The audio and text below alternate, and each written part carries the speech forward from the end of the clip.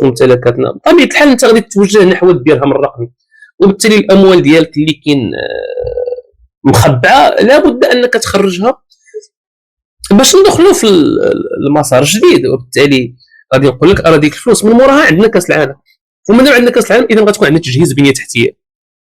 وحنا كانت عندنا مدن ما مهيئاش حتى لانها توسع وتولي مدن صناعيه. انا ملي كنهضر على طنجه راه كلشي عارف الازمه ديال النقل اللي فيها، الرباط براسه فيها ازمه نقل، كازا فيها ازمه نقل، مراكش الى حد ما راه فيها، لان حتى التوسعه العاديه ما كايناش. يعني بحال مثلا مدينه مثل طنجه، واش مطار بن بطوطه هذاك كتعتبروا مطار انت؟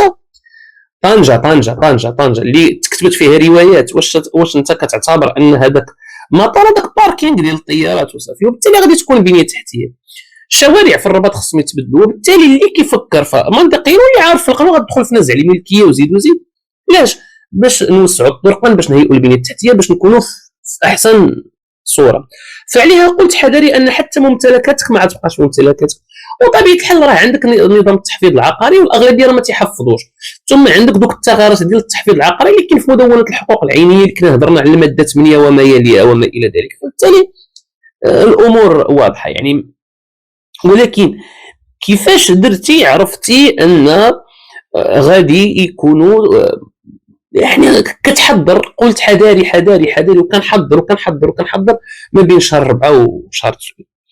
الا درتي قراءه في واحد الخريطه ديال الثورات والاحتجاجات دائما كتكون في ديك شهر 5 شهر 6، يعني الاخر ديال شهر 5 بدايه شهر 6. ملي كيجي شهر 6 الاسر كتكون مطحونه مع الامتحانات، وليداتها، الدروس كذا، تيجي تتخرج النتائج. كيجي شهر 7 الاباء تيبداو يفيقوا كذا ويبداو يوجدوا الكونجيات وداك الشيء، وكتحرك بعض النقابات. لهذا معظم بعض الاحتجاجات التاريخيه اللي كانت في المغرب كانت في شهر يوليوز. لكن ملي كيجي شهر 8 كلكم كتعرفوا هو شهر الكونجيات. بنادم ملي كيدخل من الكونجي، ماشي كلشي كونجي، بنادم ملي كيدخل من مور الكونجي تنكونوا في شهر 9. شنو اللي كيوقع؟ انا نعطيك واحد التحليل بسيط، لا بغيتي تصنت وتستافد. واحد التحليل بسيط. انا ملي كيجي شهر 6 علاش وشهر 5 وكذا تنكون مهلوك انا مع وليداتي، مع البكالوريا، مع الجهوي، مع كذا، مع السادس، مع التاسعه، داير له السوايع، داير له كذا، تنخلص في الفلوس. شويه تيجي الصيف مثلا وعدتيه بشي كادو لنجح كذا تتجبد الفلوس، عاود تيجي العطله الصيفيه تتجبد ثاني الفلوس هنا وهنا وهنا وهنا، والعائله وكذا. من مورا كيجي الدخول المدرسي كتلقى راسك مضرب واحد 3000 4000 درهم في كل ولد، والحكومه ما حماتك حتى شي حاجه. فحتى داك اللي عنده شويه ملبق تيلقى راسو بدا كيجبد من تحت الزليجه. كاين النمط الاخر اللي هو جاي الامتحانات وولادهم ساكن ما عندهم باش يديروا السوايع، تيشوف ان ولادهم ساكن ضايعين في القرايه وكذا، ولادو كينجحوا وما كيلقى ما يدير لهم. دوك الاولاد براسهم اللي كنهضروا عليهم على الجيل الزايد كي بنادم جالس كيحط ستوريات في البحر، في مثلا في مارينا في كذا، هو جالس مسكين، ولا كتلقاه مشى كيقلب على خدمه، ولا خدام في كاوكاو، ولا خدام في الفلاحه. في كاين واحد الكبتاعو داك الاب مسكين تيشوف راسو ما بقاش يخرج لاولاد ولا شي حاجه، تيزيد يصدموا الدخول المدرسي ما عندوش. فعندك فئه عندها وخسرت الفلوس وفيها واحد الغل، وعندك واحد الفئه ما اصلا ما عندهاش، وتتشوف هذوك اللي عندهم علاش عندهم وحنا ما عندناش. ف كاين داك، وكاين وحدين ما حاسينش بك اللي هما السرعه الاولى اللي هما لو ماروك، وكاين داك موروكو اللي هو كيتقاتل ما بقاش راضي بالوضع لان كيشوف راسو استنفذ المدخرات ديالو. هذه بالاحصائيات ديال المندوبيه الساميه للتخطيط ان اكثر من 80% من الاسر المغربيه بدات كتستخدم المدخرات ديالها، وان اكثر من 90% ما بقاتش اصلا قادره تدخر. فشحال بقات لك 10%؟ واضح ولا ما واضحش؟ القاعده واضحه، ما بغيش نقول عليها القاعده ديال شنو سميتو ديال كارل ماركس، لكن للاسف كارل ماركس لما تيهضر على الماديه التاريخيه، لما تيهضر على ان كيفاش كتكون عندنا ثوره اجتماعيه، كيقول لك هو ذاك الفرق ما بين الطبقه الفوقيه والطبقه التحتيه، لانفراستركتور والسوبر ستركتور، ما بين الطبقات الفوقيه اللي كتمتلك القرارات السياسيه وما بين الطبقات التحتيه اللي سماه هو اشكال الوعي الاجتماعي. فكيفاش كيوقع تتم غادي واحد نزاع طبقي، كيكون واحد الفرق طبقي ما بين طبقه اولى وطبقه ثانيه، فالغني يزداد غنى والفقير يزداد فقرا.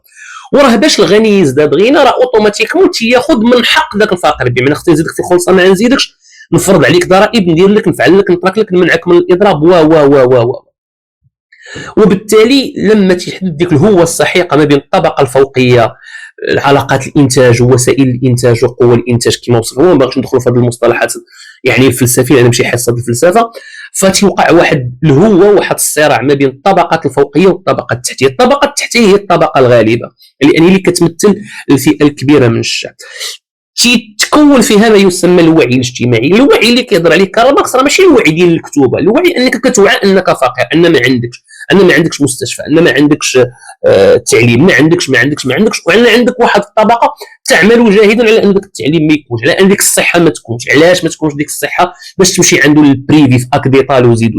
علاش ما يكونش التعليم؟ باش تمشي عنده للبريفي. الان الجامعات غادي تولي بريفي. فتتحس ان الامور ماشي صدفه، وانما الامور مسيسه ومشرعنه من طرف واحد اللوبي كيكون شاد البرلمان اللي هو اللي كيشرع، لان البرلمان في نهايه المطاف هو لا يمثل الشعب، هو يمثل طبقه معينه تتلعب على المصالح ديالها. والدليل راه واضح، لان ما يمكنش انت كتمثلني وكدير قانون ضدي، فانت لا كتمثلني ما عديرش ضريبه ضدي انا، اذا انت ما كتمثلنيش. انت لا كتمثلني ما عتفرضش ضريبه على الشركات الصغيره اللي انا غادي نبدا فيها. انت لا كتمثلني ما عتفرضش عليا قانون اضراب، انا كنسميه قانون هاب، يعني باش الفيديو ما يتمنعش في اليوتيوب، لانك كتخلع، ما نقولوش دكتور هيبو الطبقه الشغيله، واضح، فكتكبلها. اذا انت كدير مجموعه ديال القوانين وتتصوغها على المقاس باش تبقى الطبقه الفوقيه دائما الطبقه الفوقيه. والقاعده واضحه، الغني يزداد غنى كلما الفقير يزداد فقرا. لهذا جلاله الملك جا وقال لك احنا غادي نفصلوا عاتين، اللي قال لك انا كاين لو ماروك وكاين المغرب او المغرب. بالنسبه لي كاين واحد الطبقه الوسط مسكينه جالسه كتقاتل وكتبغي تدار، اللي هو بطبيعه الحال موروكو اللي ولي عندهم حل وحيد الان هو الهجره، ما بقاش الادخار. علاش غادي نبقى؟ اذا كتولي الحل هو الهجره. راه وزير التعليم مهاجر اللي كان مانع الهجره راه مشى الان كيقري في فرنسا وزيد. والعلاقه واضحه، راه كل ما هو اقتصادي يؤثر في ما هو اجتماعي، وما هو اجتماعي يؤثر في ما هو سياسي. هذه قاعده معروفه، ما عرفتش انا كيفاش رئيس الحكومه ما عارفاش. بمعنى الا كنت انا اقتصاديا مرتاح راه اوتوماتيكمون اجتماعيا مرتاح، اوتوماتيكمون سياسيا مرتاح، لان انا مرتاح اقتصاديا علاش غنغوت عليك؟ فغنكون هذا اجتماعيا، فغتكون حتى سياسيا كلشي راضي عليك. ولكن الا كانت خاليا اقتصاديا اذا اوتوماتيكمون غتنعكس عليا اجتماعيا، اذا اجتماعيا غادي ننزل للسنقه وغادي نكون شنو سياسيا. الان المفارقه اللي ما بغاوش يفهموها هاد الناس واللي هي ثاني شيء مهم جدا، هو انهم بغاو يلعبوا بكتله الاجور الغير عادله. فباش انا ما نطولش عليك، فلما انت كتقول لي زدتي في الاجور، وان في لقطه اخرى كتقول لي ان الاجور كتهلك خزينه المغرب، ولكن راه ما تضحكش عليا باش سميتو بالرقم الكبير. فصل لي الارقام، شكون اللي هالك الخزينه ديال الدوله من حيث الاجور؟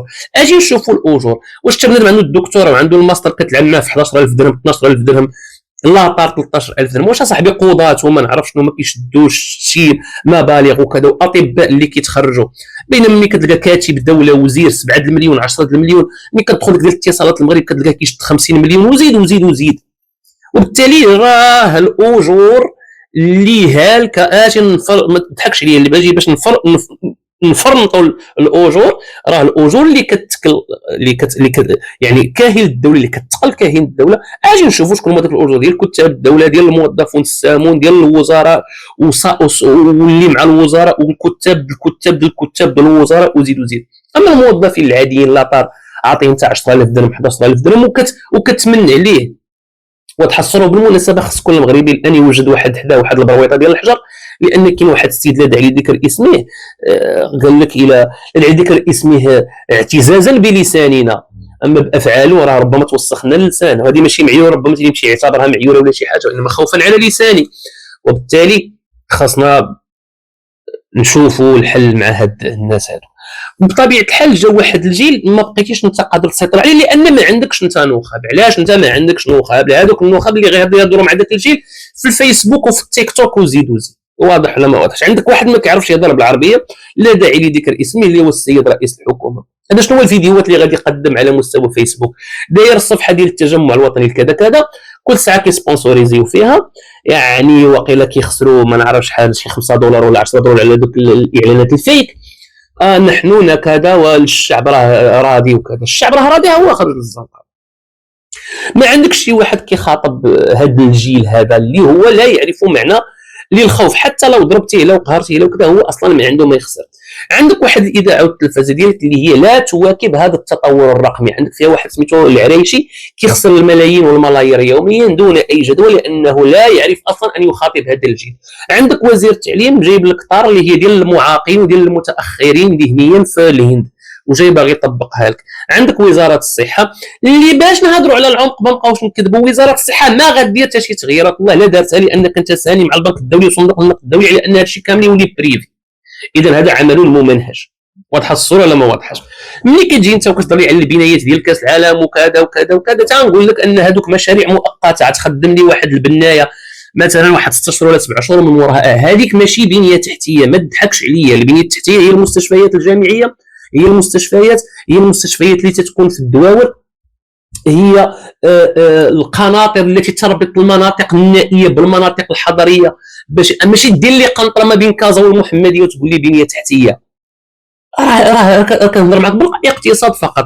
القناطر الحقيقيه هي اللي تربط المناطق النائيه. مثلا نعطيك منطقه نائيه كمثال، منطقه القصر الصغير قبل ما يدار فيها المشروع ديال الميناء الكبير الان اللي اصبح من اكبر الميناءات اللي كاين في العالم في شمال افريقيا وفي افريقيا، هذيك المنطقه كانت معزوله نوعا ما.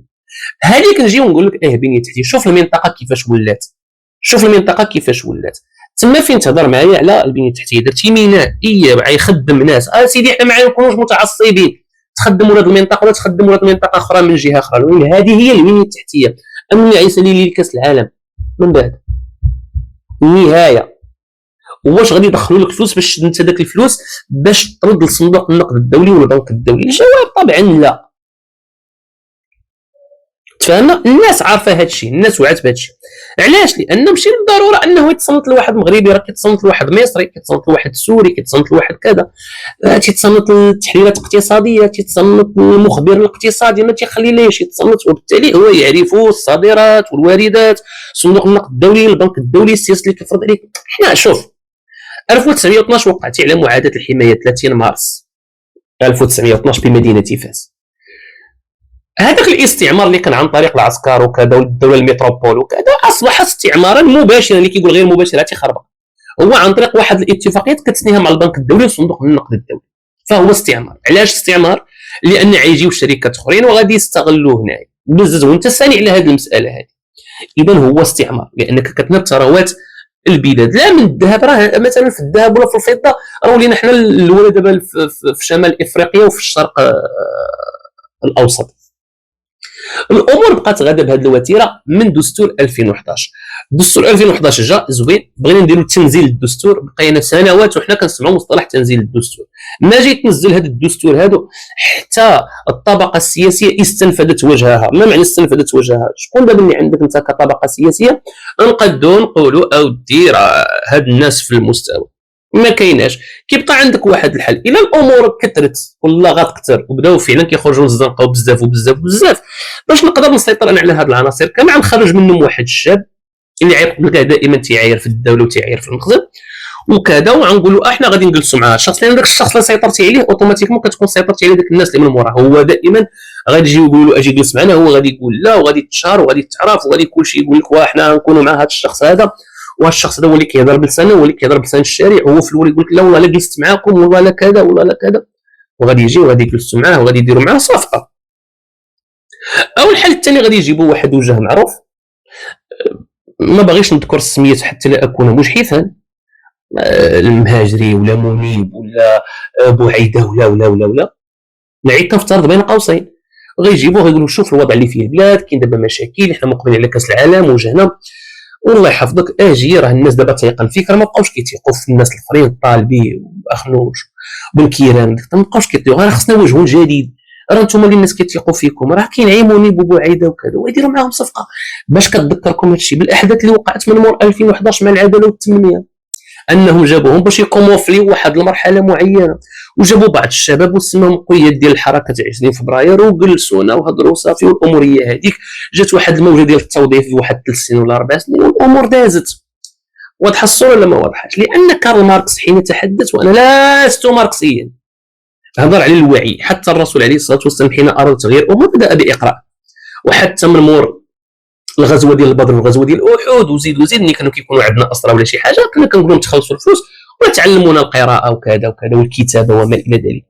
ما باغيش نكثر اللغط، ما باغيش نكثر المواضيع، ولكن ليس زهوا بالنفس، والله العظيم ليس زهوا بالنفس، ولكن لما كتمشي تشوف فيديوهات بلا بلا بلا بلا بلا لا يقدم اي جديد، وانت كتجي كتقول شوف 2000 ورجعوا للفيديو ديال 2023 وقلت شنو غيوقع في 24 باقا القناه وهضرت على 2025 وشوفوا شنو وقع في 2025. المشكله باش ما نزيدش نطول هذا الفيديو اعزكم الله جميعا، هو دابا ما بغاش، دابا لو كان يفهم شيئا في السياسه ما بغاش السي رئيس الحكومه يفهم انه كيجي كيقول لك انا كنخدم بالتعليمات ديال السيد، وحنا كيخرج الملك في خطاب وكيقول لنا اودي انا راه باغي الماء، ما باغيش المغرب يمشي بسرعتين. قال في خطاب مباشره، شوف ما تناقشش معايا الخلفيات، انا كنقول لك الخطاب شنو هو. قال لنا صراحه ما بقيتش كنثق في النخب السياسيه، في مره دعا في النخب السياسيه قال لهم اتقوا الله في وطنكم، خدموا معنا صاحبي. خطاب موجه للشعب. في مره عاوتاني خطاب كان انا بالنسبه لي كان رائع. اش كاين اللي دابا اللي عاد يقول لك واش دابا كان باليج ملي قال لك اودي نتوما كتصوتوا، عنده الحق، قال لكم نتوما كتصوتوا على واحد، نتوما مشاركين في هذه المشكله هذه، حتى نتوما مشاركين فيها، واضح. يعني وفعلا حنا كنشوفوا في الزنقه ان كاين ناس كيمشيو ب 200 درهم وراكبه في الموطورات وكذا وكذا وكذا، وتيجي بعائلته وتيجي بالرباعه، وهما اللي كيسيطروا على الانتخابات. هذيك الطبقه الغير واعيه اللي كتبيع ضميرها وشرفها ودنيتها واخرتها وولادها ب 200 درهم، وكيقول لك الجمله الشهيره غنستغلوا انا هاد الايامات. هو راه غيستغلك سنوات اصاحبي، هو غيستغلك سنوات. الجيل هضر، الجيل هضر صاحبي. ها واحد الدبانه جالسه كدور عندك كتصنت عليا. الجيل هضر. كيفاش الجيل هضر؟ قال لك اودي انا قاطعت الانتخابات، قال لك اودي انا قاطعت الاذاعه الوطنيه والتلفزه الوطنيه، قاطعها.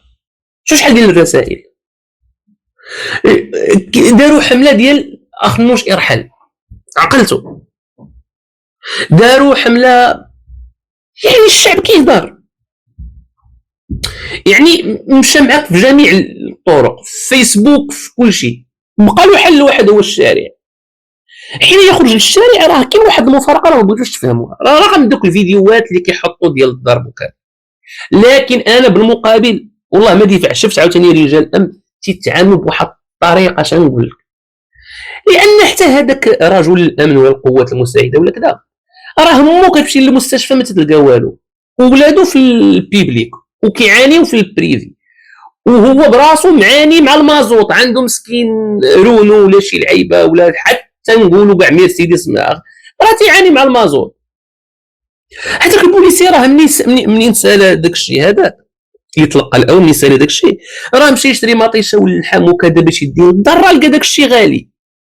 راه غتوقعوا في واحد المشكله عباد الله كما وقع في الثوره الروسيه، راه واحد المشكل خطير. يعني راه حتى هما راه حاسين، راه حتى هما راه ماشكلين، راه حتى هما عارفين ان هذاك اللي خارج راه كيقيسوا نوعا ما، راه هو عارفها، راه هو عارفها، عارف القالب ديال الطبقه الفقيره طحن الطبقه الفقيره، راه هو عارفها. ولكن هذا راه غير بنج لجسد حين سيستيقظ. مني شوف يا ربي تفهم هذا المثال، يا ربي تفهم هذا المثال، يا ربي هو اللي غنختم به، يا ربي تفهم هذا المثال. راك كتبنج جسد وفي الوقت اللي هو في البنج يحلم ويرى، يعني ملي بنجتي عايش احلام وعايش رؤى وعايش كوابيس، كيساين غير يفيق. حذاري من الفياق بعد البنج، راه حنا كنبغيو هاد البلاد، راه كنموتوا على هاد البلاد، راه الاوليغارشيا فرعت هاد البلاد، راه الاوليغارشيا فرعتها صاحبي. السيطرة على المفاصل راه مشكلة، راه هذاك البنج غتبقاو ديروه حتى ما كيبقاش يشد في الجسد، كيولي جسد مقاوم لذاك البنج. الله يرحم الوالدين. واش الميساج تفهم؟ راه عندي افكار وعندي توقعات، راه ما قادرش نقولها، ما قادرش، راه كنلمح. ف واش في بعض الاحيان ماشي استغرب، راه واش هاد الناس اغبياء حتى لهاد الدرجه؟ واش ما تيشوفوش شنو اللي واقع؟ واش ما كيشوفوش المناخ العالمي؟ راه قلتها في واحد الفيديو قبل هذا، ردوا بالكم من المناخ العالمي، راه تاثر. راه الامور ليست كما تظن بديك السهوله والبساطه، راه اشارات، راه غتسالي هذا. انا كنقول لك دابا راه غتسالي هذه المساله هاد الاسابيع، والاسبوع الجاي يخرجوا شي وحدين قلال، واللي من موراها اقل، واللي من موراها ما غادي يكون والو، ولكن راه اللي موراها راه غتكون. لا نريد بعد البعد، دابا تكون الوقفه الحاسمه والتغيير الجوهري اللي اكيد غتكون الهجمه المرتده من طرف الاحزاب ومن طرف الاوليغارشيا ومن طرف ومن طرف ومن طرف ومن طرف. راه ما غندوخوش. راه في 2011 تحيدوا وجوه، كانوا الناس خارجين بلوائح بسمياتهم راجل، من موراها جاو نفس الوجوه بسميات اخرى.